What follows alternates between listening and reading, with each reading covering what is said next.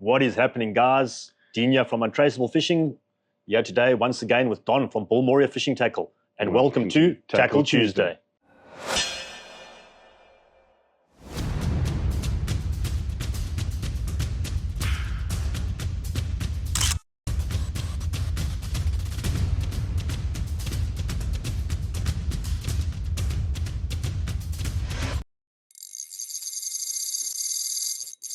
So Don, I see this evening we have the new Assassin Beachmaster II range on the table in front of us. Yeah, I'm excited, eh?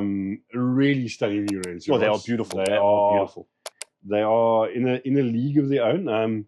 They've called them the Legacy Series. The Beachmasters have been around since pretty much the beginning of the Assassin days, guys. So I think 15 years now. That long ago, I think this is the 5th version of it. Okay. So there's quite a range of them. They haven't always been the top of the range rods, but they've always been a good spec rod, very popular. But this is a whole new level. Yeah. It certainly pushed it in a big way. Yeah, just having a feel of the rods yesterday, absolutely unbelievable. So crisp, so responsive. Yeah, no, beautiful feeling rods. You know when it's like love at first sight, love at first feel? Oh, very much so. 100% agree. What is new about them as well, they've adopted the same coatings as the Horizon Championship and the EVO Infinity Taper. They're now in a 4, 5, 6, and 7. Obviously, is it that your different weight classes as they got for the different rod? weight classes. You'll see the colors here. The purple, the 4, very, very cool. Tip sections and most of them are fairly black. The colors mainly in the blank. So semi-colorful rod, which I quite like. Subtle, which is good. So how they're numbering that, guys, it's pretty simple. A number 4 was optimized for a 4-ounce sinker. Okay. But it can comfortably cast 1 ounce below or above. So pretty much a 3 to 5 ounce. 3 to 5 ounce. Okay. But optimized around that 4 ounce. Which I think is, we've seen it in the championships and the EVOs, but ironically, my bluefish 3 to 5 ounce, I find does best on a 5 ounce. My EVO the same. It's a 3 to 5, it throws so a 5 ounce these better. are particularly developed for that class. Gives them a bit of flexibility around it, but they'll certainly guarantee performance on the right sinker range. And just with regards to that, say 3 to 5 ounces for the guys that don't know, that's sinker weight without bait. That's sinker weight without bait. With a reasonable size bait. We're not talking about a whole neck.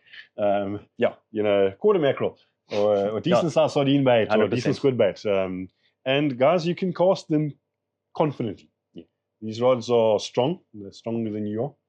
And unless you're ridiculous in how hard you load up a rod, they should handle. I can't see them breaking on a cast unless you're absolutely abusing it. But I must admit though, with a modern rod now, we get I know some mates, when they quay, it's like the guys trying to quay to Argentina. It's so hard. Yeah. You don't have to. Yeah. More technique than power it has to go through. Technique and timing. Yeah. The modern rods nowadays, you load them up, they go. So certainly allow people with less skill or less strength to cast far. Yeah, correct. Which is certainly a great thing. Do you want to talk about a little bit of the technology in the rods? Yeah, guys, if we just pop the one rod over here quickly. So you'll see there's different wording and abbreviations the guys they're using. So HMC, it's high modular carbon, guys. So high modular carbon, obviously your higher modular carbon gives the rod a bit of a stiffer feel and lighter. The higher the modular carbon is, the lighter the rod will be. Yeah, so that's the good stuff. It's the good stuff, So they're using HMC2 as the abbreviation. NRT, nano resin technology.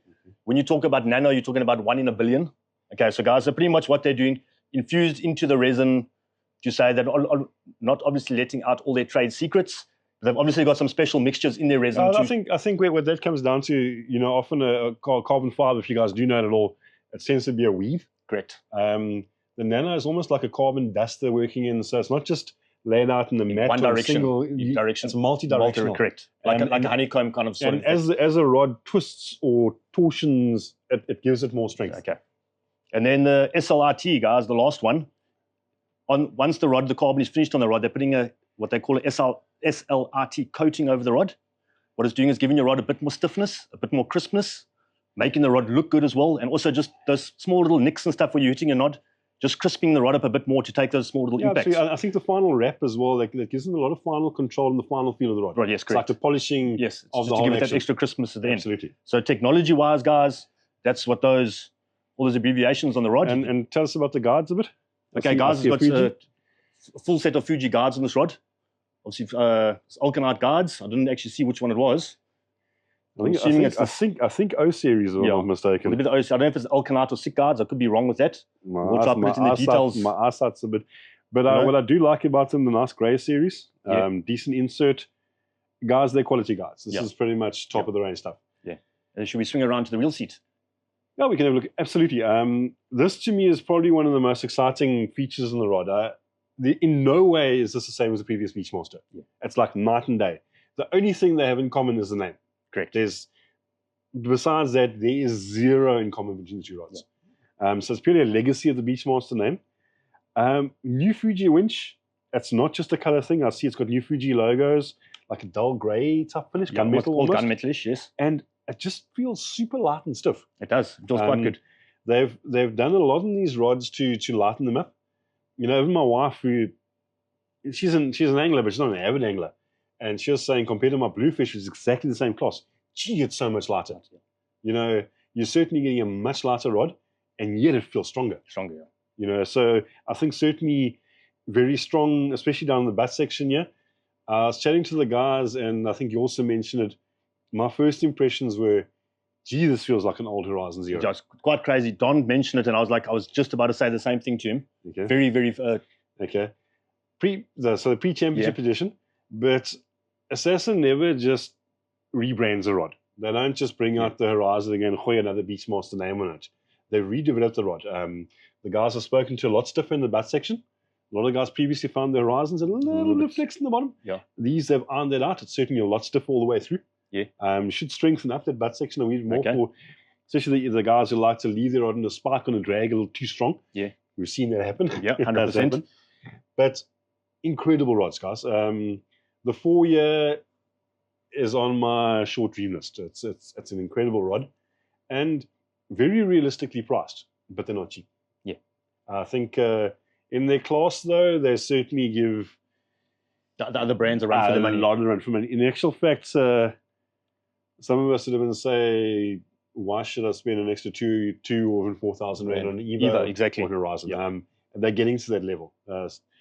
And the big boy you were looking at, so you enjoyed the big boy. I did. I picked up the 7, and as you've all heard before with me, it's my small hands. Yeah. This rod is extremely, extremely slim. There's hardly, I'd probably have to get a vernier on the 2 to actually feel the difference. Yeah.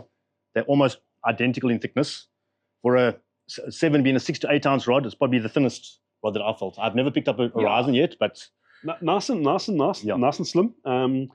What I enjoy about a slim bat, guys, is your hand fatigue. If you've ever the joy of fighting a fish for like 2 hours plus, trust me, getting those cramps below your thumb, the better you hold on. Yeah. You also find in very windy conditions that your hand fatigue is so much less. Yeah.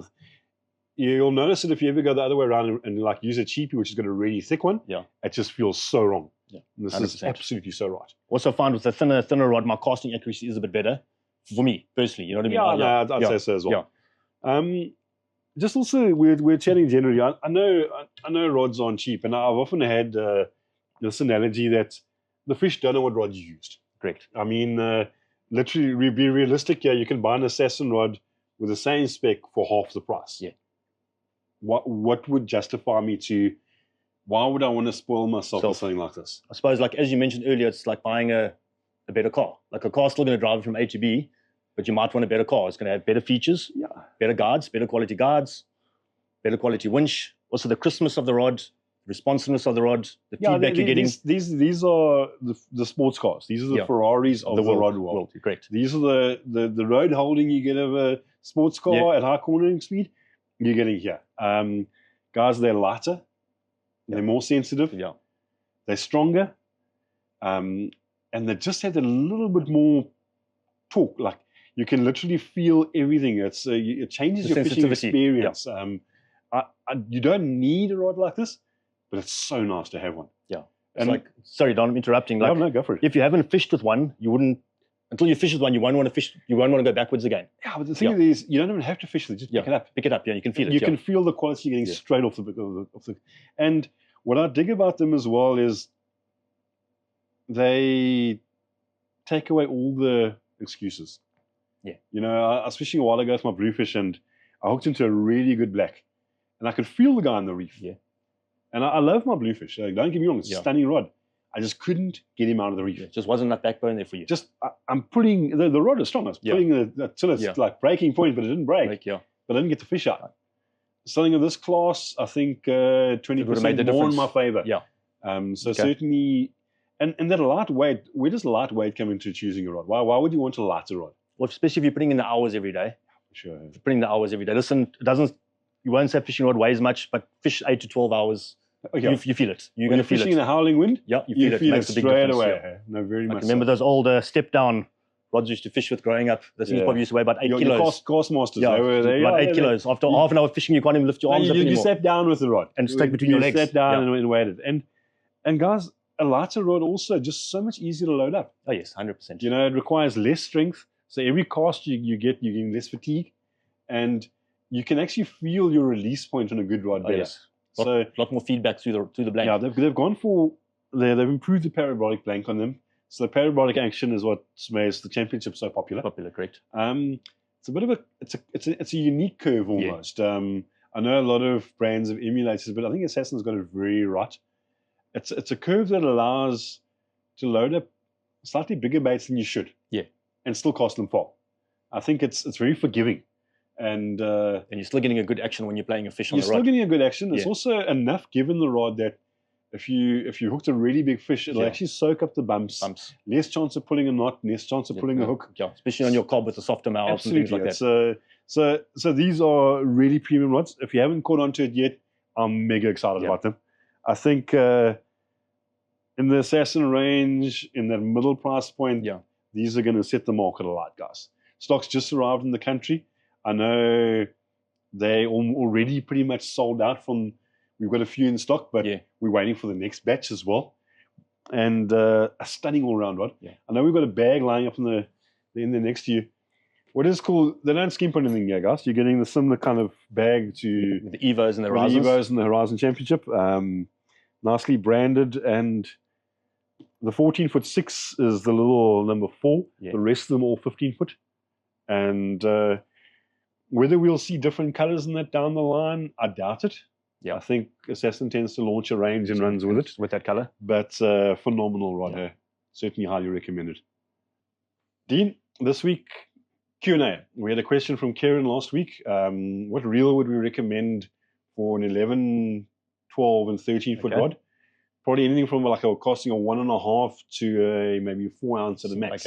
So, Karen, I'm assuming a bit of lure casting involved there. I'm assuming those size rods, very much so. And it's a bit of a tough choice, guys, because, you know, lure casting, you want a strong reel with a good drag, but you don't want something too heavy as well. The lighter reel, obviously, you can fish longer, but it must still be strong enough and tough enough to handle a fish when you hook it. So a bit of a balance you're looking at. We've got 3 reels here, just to give you a rough idea of scope. I know Karen said his budget was $3.5 grand.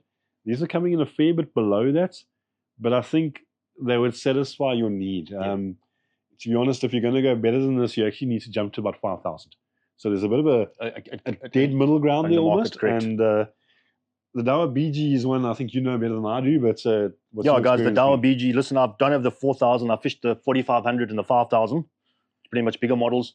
Beautiful, beautiful reels. They handle well. They just got to be looked after. You know what I mean? They've got to be serviced regularly. If they take a big splash or knock of water, you've got to get it out greased up and things like that. But if you're looking after the reel, flawless, guys. I've had mine for over 3 years now. I haven't had any issues, but I am looking after the reel. But on the heavier side compared to some of the other ones. Yeah, they're solid, eh? They're certainly got a very solid feel to it. But otherwise, other than that, smooth, guys. It's got a decent amount of drag on it. More than enough for a reel in this class. Yeah. Well, while we were talking about the price points earlier, is none of these reels are waterproof. You know, a lot of guys, we talk about RPX ratings on like the Saragosas and the Pen Slammers and that. These don't offer that. That's correct. You're not getting that below the 5,000 rand mark. But what you do get is a tough reel with good quality drag, all carbon matrix drags throughout. And they can perform. What you've got to do, though, as you say, keep your gears greased and keep your bearings greased, guys. Bearings must be, I like to call it grease on my bearings. As long as they're lubricated, let's call it that. I don't like stuff that can wash off too easily. I'm a bit of a lazy guy. I don't service every outing. But your reel also talks to you as soon as you feel any roughness. Stop fishing straight away. I wouldn't say stop fishing, but make sure you service as soon as you get home. Don't just start taking it apart. So you know you've got to put it back together again. But I like the little BG. They're one of the top-selling reels in the world. Certainly nothing wrong with them. The one thing I was criticizing was the automatic bail arm. But they all have it. It's just one of those features that nothing on I think the Japanese love them, but I don't know why we do. Yeah, and the smaller size reels, I think most of them are going to have that. To be honest, a little 4000 BG, although it's not light. Yes. But it actually swallows a fair bit of line. Yeah. I think you'll put well over 300 meters of 30 pound on here. So you can handle a pretty decent size fish on that. With 300 meters of 30 pound, there are not too many edibles you shouldn't handle. Yeah. It's a decent amount of line capacity. Now, I know your recent favorite that you've fallen in love with is the Akuma, eh? Yeah, guys, the Akuma Selena. I personally got the Selena 14,000. This is the baby brother, the 6,000. Beautiful reel, guys. Rigid, no play in the reel. Drag system, absolutely immaculate. I haven't found a fault with it yet. Crazy amount of drag. And nice, super smooth handle, guys. Handle runs on a little bearing, so nice spins, nice and days, nice ease in your handle. You don't have to worry about any sort of clogging up and things there. I don't know what Don can tell us about it. Yeah, you know, it's got the dual force drag, which we know on the Metalloids and the Cedros, etc. But what I quite like about it is it's now a carbon stack top and bottom. There's no felt washers anymore. That should be able to give you a little more stopping power. And if a really big fish is on the line, it's less chance of cooking your washers. Yeah. They went for like a carbon top body, which is very rigid. Yeah. But reasonably lightweight for a reel of this torque. Cool. You guys are criticizing the handle is actually fairly large. Yeah. It's not a baby size handle. I think for cranking and things it might be quite nice. Good deal of torque. You could even use this deep sea jigging, something like that. That's exactly what I thought, yeah.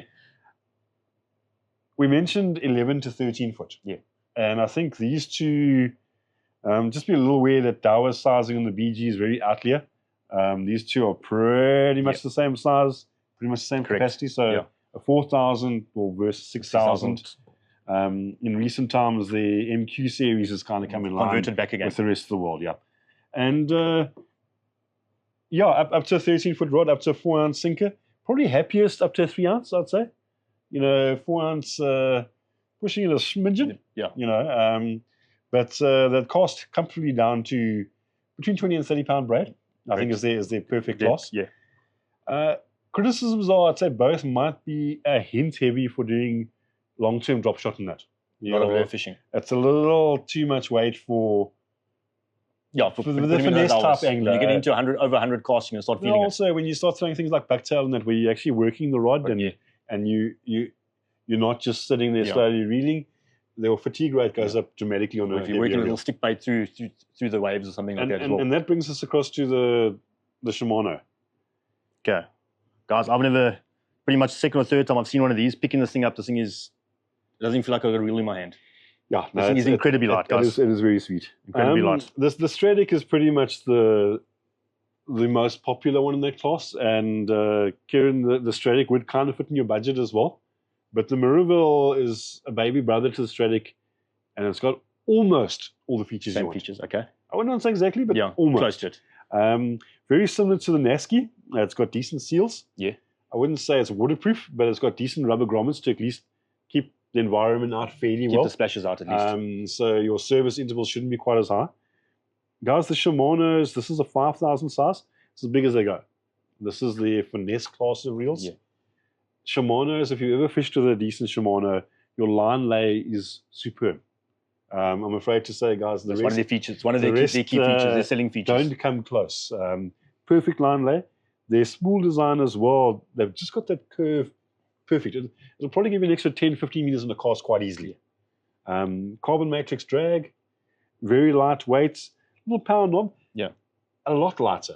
Much lighter. We're talking almost half the weight. I'd probably say half the weight. Spool size, not quite as large. Yeah. Almost though. But yeah, you're talking about a 20-pound class, guys. Yeah, you're fishing less pound breakage line on it. And to get away with catching bigger fish on that, just you've got to up the quality of braid bag. So spending a little bit extra on a premium 20-pound braid, certainly you can catch decent fish on this. It's got what they call the CR4 body, which is what makes it above the Nasky. Yeah. So it's basically copying a lot of the technology which we know on the Vanford, which is a 4,000 Rand plus reel. So a lot of trickle-down technology in this, and they are super smooth. Yeah. That startup inertia Yeah, it's not you give like it nothing. a spin and it like just from nothing. I carries didn't feel on that, going. Smooth as butter.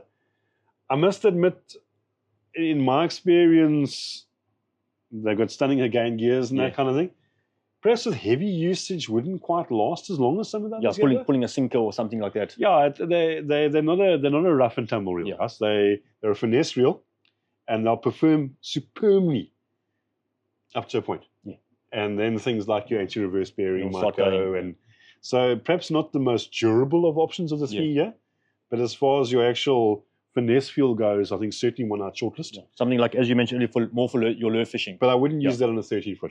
That would be more 11-foot class. Yeah.